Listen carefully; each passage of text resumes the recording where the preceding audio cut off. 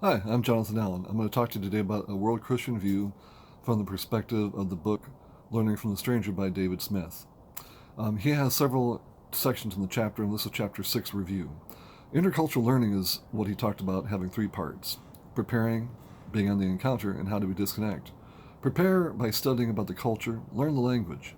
The encounter should include listening carefully, answering thoughtfully, and showing love in the process. Make sure it's in accordance with the cultural norms in that area, though. Useful knowledge includes money exchange rates, local travelways. Is there a guide available? Is there U.S. government travel restrictions or warnings? Where are you going to stay? Pack for the weather. He also talked about four kinds of learning that were discussed, like knowing the local news and history for reference points. So if there's a joke told, you might be able to get it. Showing love to others is showing interest in them. And then learn the cultural norms. Like, for example, when I went on a deployment with the military to the Middle East, they talked to us about not showing the soles of our feet to our company because that was insulting.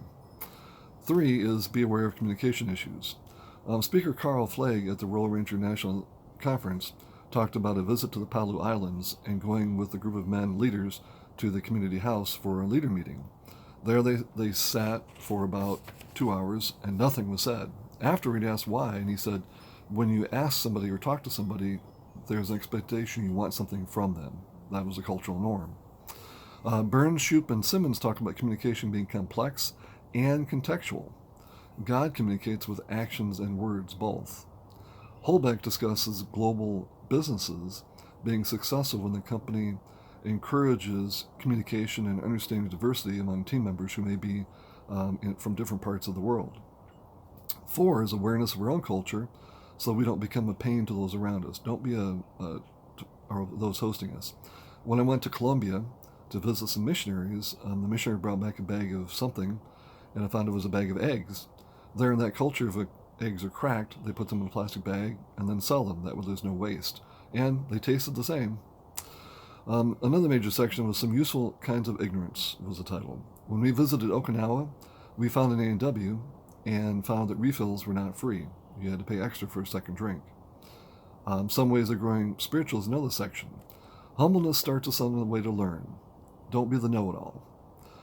When on one deployment to Honduras, I met an abuela, or a grandmother, and she was extremely happy that the U.S. Army was there to build a school in the middle of a banana plantation. This would give her grandkids the opportunity to go to 8th grade versus 5th grade. And it was built in local customs.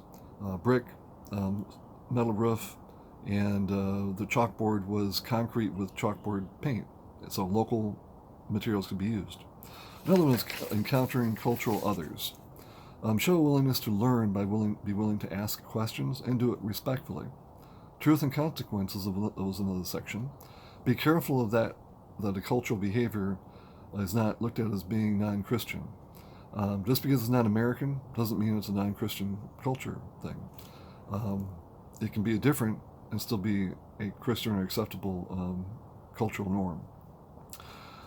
In God's direction, God will not go against God's word anyway. Now, I do agree with the author about being willing to learn about other cultures and not being a know-it-all. So it's something to be important when you're in other cultures. I disagree with the authors about the discussion about should be able to not understand. I think we have to prepare ourselves with information about the culture we're going to, and so we can be ourselves and open to learning from those in the other culture. One theory I found that was supportive was from Gonzalez Mona in providing a family-like atmosphere to aid interaction by being available, informative, receptive, be a good listener, and be willing to work out misunderstandings together. Colossians 4:6 says, "Let your speech always be gracious, seasoned with salt, so that you may know that you ought to answer each person," the English Standard Version. Acting with this guidance can help us learn from strangers we interact with easier. Thank you. Next up will be Chapter 7.